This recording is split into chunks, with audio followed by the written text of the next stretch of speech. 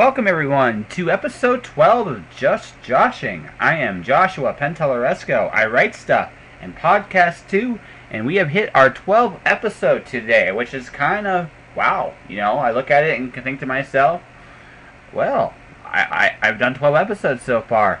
And not only have I hit 12 episodes, I'm doing a first today on the show. I am doing my very first two-part interview. Today's guest is also next week's guest, Christine Steendam.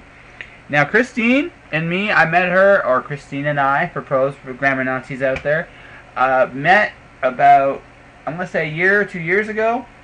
We were in Calgary, and I've been meeting her doing a written interview, which you can read on my WordPress.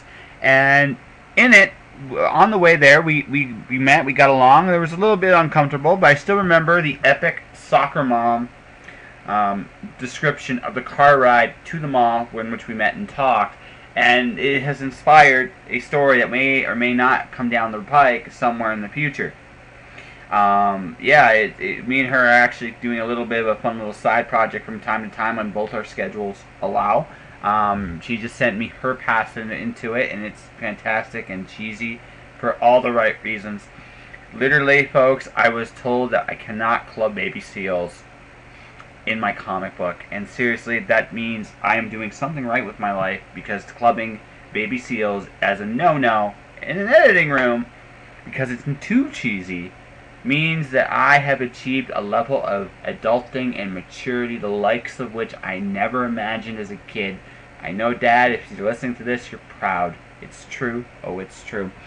I'm just, going through my day job's Christmas thing, and I'm going to go through some changes with the blog. I've hit the near the end of my max time allotted for the Podomatic, and I'm going to have to move this blog somewhere next week where it will keep reaching people and keep doing things. I think I'm going to turn my WordPress into a home for Just Joshing. It's going to be, it makes sense to me. I can keep storing stuff and doing things, and it's going to be great and wonderful. And yeah, like I said, I'm really, really looking forward to it. As far as everything else goes, I'm settling into my new place still. I still gotta get some bookshelves. I'm hoping to do that tomorrow. This was the last really hard week I had to go through. Now, like I said, I'm just keep building and expanding as best I can, as much as I can, and prepping for the future as I see fit. Like I said, I just finished a conversation with a guest down the road, probably my favorite interview to date. Jane Bernard will show up on the airwaves sometime in February. She's awesome. Like, seriously, that's probably the most fun I've had. I think on the podcast to date. Well, pretty close. Christine was fun too. We went really, really long. So long, I think that I figured we'd cut this in two. Next week I will have another guest on as well. Just to kind of break the fact that it's Christine 2 weeks in a row. But and it's a nice little interview as well. But yeah, all in all, I think I'm getting this down, or something like this down anyway. Yeah, it's kind of cool that I'm getting to meet and talk with so many wonderful people. I'm really looking forward to the next few months coming up down the road, where I'm really, really starting to expand. I've made no secret that I don't really want to work with people anymore. I'm too old for that stuff, and things, and I'm hoping in the year to come I get to hit that goal, because that's my goal. I made the decision 2 months ago. My goal was to only have to work at my day job 24 hours a week. I hit that goal 2 months ago, and not because just what the way the circumstances are. If I maintain this course, I will have a very easy life to build upon for the next year. And in that year, I can do a lot of different things. A lot of good things, a lot of great things. I have both the time I want and the money I need. And I think the sky's the limit what I can do. That's the hope anyway. So that is my goal next year. The podcast will have some form of merchandise and monetization, some fun stuff coming up in the early year. And as far as the rest of it goes, um, I'm just kind of just slowly building on stuff, and I'm excited to. And it's like I said, it's a neat time, it's an exciting time, and like I said, the other thing too, I am so enjoying the quiet of my house. I have lived with roommates for a long time, and I realize I am never ever going to do it again. The only people that will be allowed to spend the night are people I'm sleeping with. And literally, I'm okay with that. That's it. That's it. Beyond all that, if I like you, you can come visit. And even some of the people tell me you can come visit, but you gotta go home. And I know I might sound crass and crude, but today's day and age, I look at it kind of like I'm free, and it's quiet, and it's nice, and it's simple, and why would I change that? At this moment in time, this is kind of what I want to do, what I need to do. I'm not just going to be doing audio, I'm going to be doing some video stuff. There's something I filmed a long time ago that's really overdue, and I'm hoping to put it all together, fingers crossed, in January. I figure by then I'll be more settled in, and it should be able to give it the time I want. In the meantime, I gotta get really into this novel writing. I took a longer break than expected on the novel, so getting back into it has been kind of difficult. But I'm slowly working my way in. Reading some of my other work I've done this year has definitely helped. And yeah, like I said, it's gonna be a cool year coming up. I can feel it. It's gonna be a year of some changes and upheavals, but years always filled with change and upheavals. Anyway, on to the guest. Christine Steendam is the author that I secretly think is a fantasy author, although she'll never admit it here. She does Heart of the Ocean, she does Shadows of the Unseen, and she does Unforgiving Plains. That's the third book. And she was really nice enough to write a nice little intro into my book, Storm Dancer, and I thank her very much, even though I forgot about that for some reason when we did the interview. Anywho, on to part one. I hope you enjoy. I'll be back at the end just to wrap things up. Anywho, I hope you're all having a good one. Okay. Change sound. This is how we're starting our podcast, ladies and gentlemen, with the interview. She's on a crusade. She's on a crusade to find her sound. Someone on this computer. Here comes soccer mom trying to figure out the stupid Skype. That's right. Oh, audio settings. Haha. Woohoo! I found it. You found it. Now we'll see if we can get it to work. Oh, that'd be great. Okay, I'm recording this, by the way.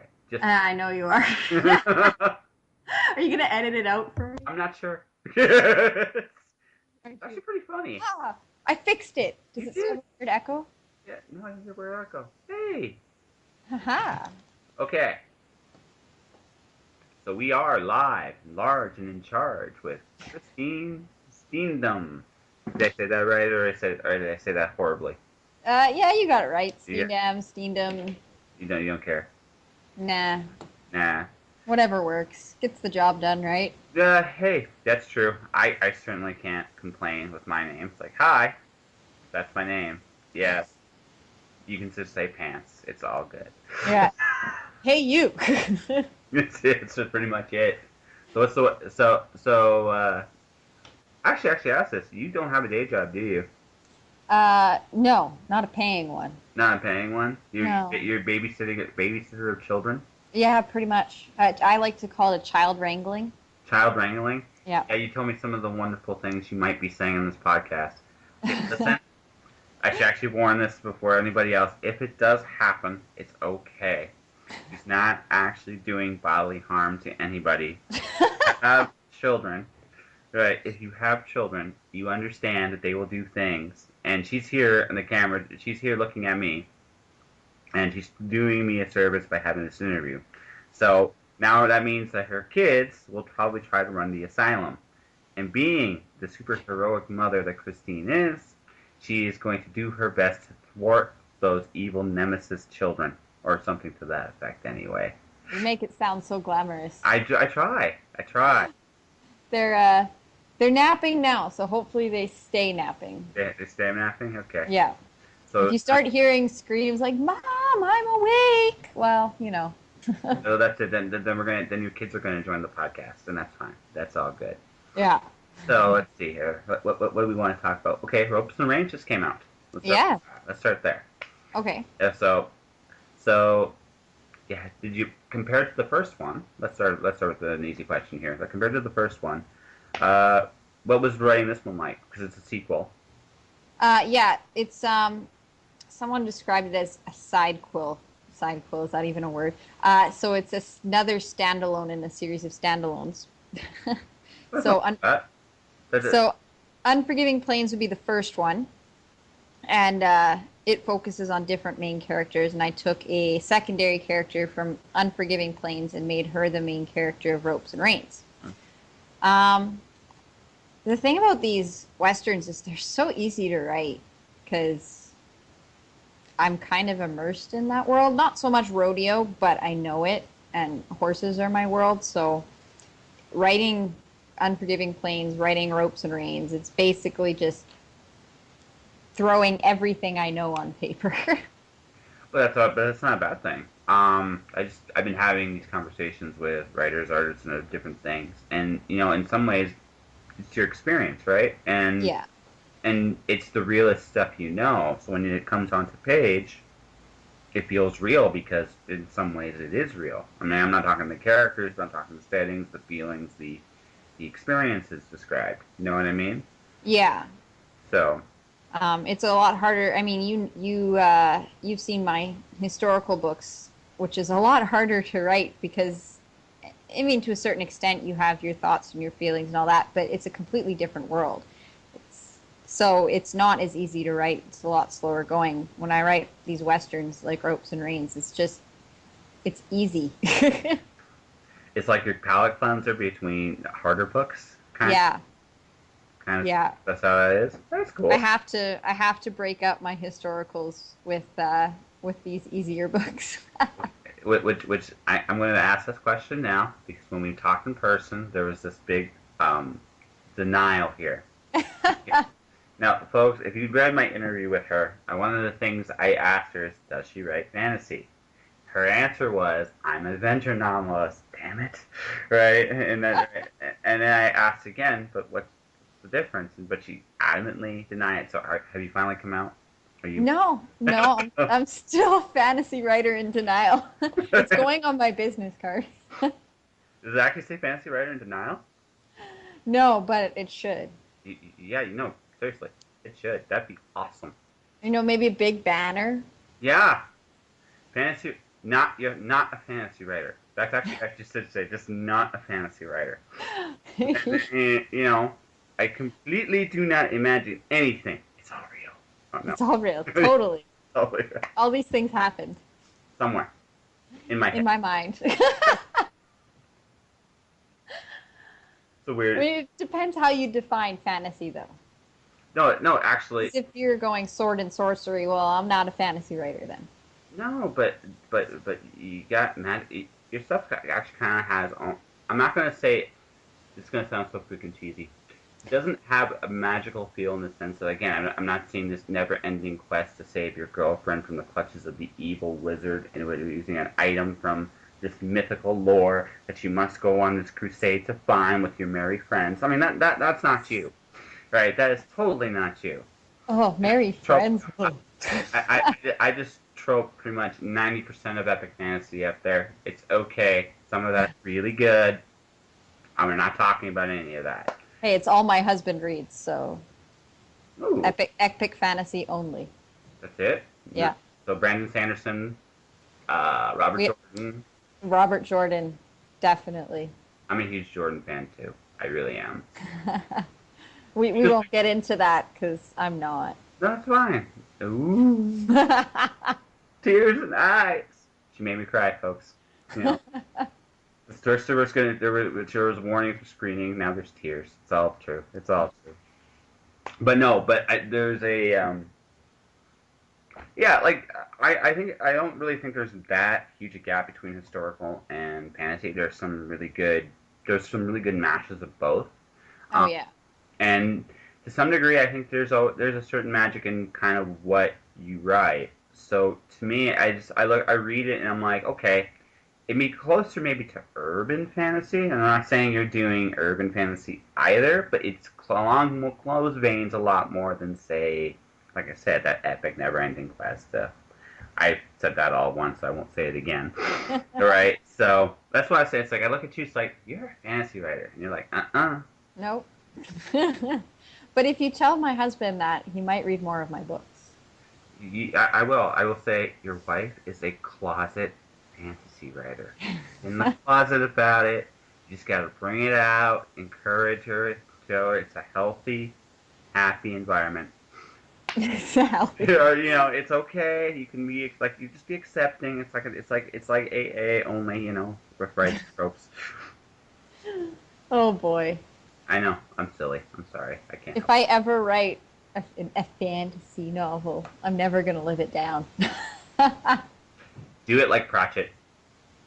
No, I'm serious. If you ever get to that point where you actually have a fantasy novel in your head, do it like Pratchett. Okay. Because seriously, you do have a sense of humor, and it's awesome. And you should if you're going to have no choice, be dragged kicking and screaming into the fantasy realm. You might as well do it on your terms. And somehow, I think you wouldn't be able to do it with a straight face. No, probably not. No. But to be clear, I actually do appreciate the fantasy genre. I have read a lot and enjoy a lot. So it's not like I'm anti-fantasy. No, she's anti-writing fantasy. Exactly. There's a even though she writes adventure books. I mean, Because, I mean, I'm a huge Dragonlance fan and I, Lord of the Rings, Shannara, and all those. Read them all. which boggles my mind. You're a Shannara fan, considering the fact that you just hated the Wheel of Time, and it's better than the early Shannara stuff. Yeah, I didn't say Wheel of Time was bad. It's long. It's I and I'm not saying Robert Jordan's a bad writer because he's not. He's a very good writer. I just don't like his style. And there's nothing wrong with that. I won't judge you much. No, Much. okay. No, it's no, and that's no, but it's fine. We all have our taste. I mean that's it. I like that. I like hardcore science fiction too. Not everybody likes the hardcore science fiction stuff. So Well, they're wrong. I know. What are you reading? Either you like hardcore science fiction or you're wrong. Are you wrong? Okay. That's how it works. Robert J. Sawyer will be happy that you said that. Up the road, he's actually going to be on the podcast at some point down the road. I actually have already interviewed him. So Oh. yeah, so Is this when you were out at that convention? yeah, he was there. Well, that one's weird. I talked to him a year prior to it because I was submitting to Tesseracts, and I had interviewed somebody else, and she pointed out how much he actually contributed to Canadian fiction in general, not just science fiction, but Canadian fiction. So Yeah. I thanked him very much for that because I wouldn't be able to do what I do, and a lot of us would not be able to do what we do without him. So he took that well, and I asked him if I could do an interview. He goes, "Okay, I don't have a book right now, so why don't we wait until there's a book?" So I met him at When Words Collide. I knew he was going to be there, so I asked him, "Would you be cool doing an interview then?" So we set up a time and an arrangement, and it got really scary because I pitched a book to an agent. Like literally, just no, this guy, and she was interested, and I'm fingers crossed and all that stuff. But I literally come back from that, it's like, I'm like, deep breath, and then he's like, yeah, can we do the interview now? Oh my god, I'm back up to this and yeah, right? Because he's a really big deal, Yeah. and you know, but beyond that, yeah, so yeah, but I read him. I really like. Let's see, for me currently. Jane Litskull's Artemis Awakening stuff is pretty cool. Okay. I actually want to do the Into the Storm because that looks like a really fun alternate. I love alternate universe kind of stuff too. Yeah. My Bill is really good science fiction, and you're like, I don't know if I know any of these people. Yeah. Okay. I'm a little bit out of the science fiction world because I've been reading a lot of what I've been writing. Which makes sense. Um, Makes sense, right? Yep. But I like a lot of classic stuff. Asimov, Yeah. Clark, Heinlein. Yeah. See? Clark is fantastic, by the way. And he's the one I don't. I like. I read. He's the one I'm kind of like. I know he's good, but I'm not as crazy about him as I am about. To me, Asimov's the man. Like he was the man. Yeah. He wrote everything. I actually still. I've said this story a couple times. I just did it in an interview myself. I remember a book called The Edge of Tomorrow. It's a science fiction slash science book. Okay. Asimov wrote. I still remember an essay he wrote in there called Euclid's Fifth. It explains the fifth law of mathematics with Euclid, or his fifth principle, and I still remember it. I read it when I was 13. So I always so yeah. So to me, Asimov is man. And I'm sorry if we're gonna have to agree to disagree with that. Right? Um, no, I mean, who's contributed more to science fiction than Asimov, really? You can make an argument for Clark. You could. Yeah, you know, But I mean, Asimov, you think science fiction, you think he's A for a reason. Asimov and Clark, and I'm a huge fan of H.G. Wells. Love H.G. Wells. He's fun. I like his narration on society at the time that he writes his stories. Well, that's actually I think the biggest thing missing with science fiction today. And no, I had no plan to talk about science fiction with you when we started this. But no, science fiction to me, the best one, science fiction stuff, usually deals with something to do with society in some form or fashion, and usually or two really tough choices, like Yeah. both good and they're both bad. Real life never cut and dry. Like, there's this really good choice and this really bad choice. It's usually like, well, if you do this, this will happen, and this is good, but this will happen, and this is bad. And and old science fiction in particular would deal with that on a regular basis, whereas modern stuff, you know, doesn't really talk about that stuff anymore, which is kind of sad to me. So There's a lot of dystopian going around, which I think says a lot about our society. Why is dystopian the really big science fiction theme right oh, I have lots of thoughts about it because now? writing a dystopian kind of thing right now. I don't know if you've actually read The Watcher or Storm Dancer, and you're probably going to be like, yes, you're nodding your head, but you really I've haven't. read The Watcher. I haven't read Storm Dancer yet. Yeah, But yeah, yeah. Watch. I blurbed The Watcher. I read it. Right, you did. That's right. She did blurb it, ladies and gentlemen. I am Stuff really, up. I'm really that retarded in the morning. It's all good. Well, I mean, I could have just made the blurb up and not actually read it. Oh, it happens. Yes. So. Um.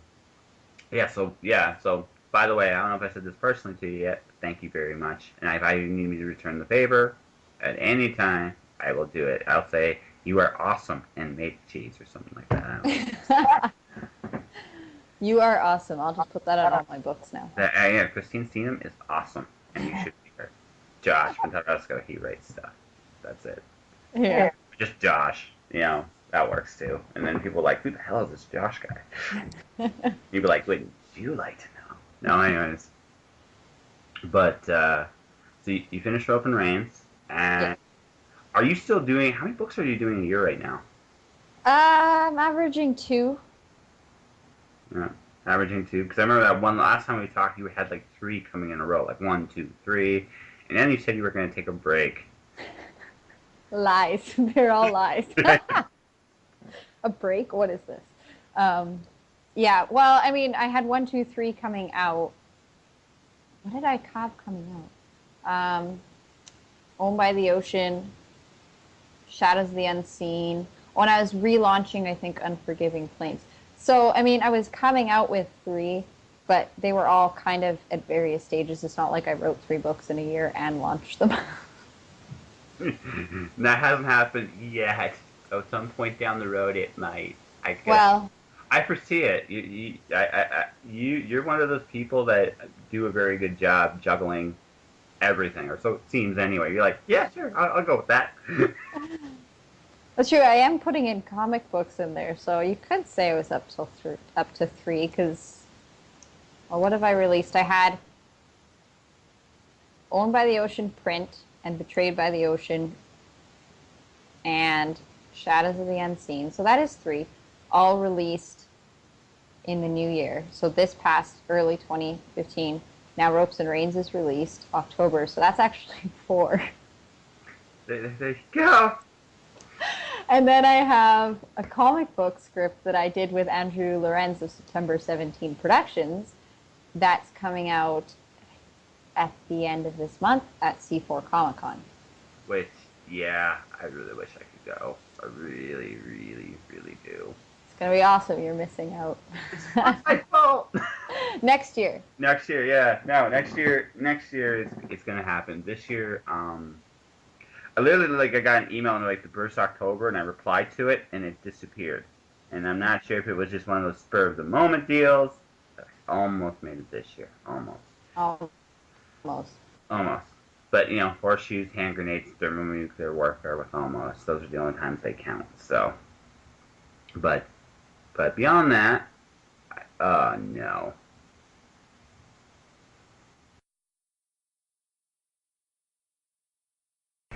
Oh no, indeed. In my last place, my Skype had this tendency to crash like a son of a bitch whenever I was about to get to the good stuff. And this was no different. I decided this is where we're going to be where part one ends. Because part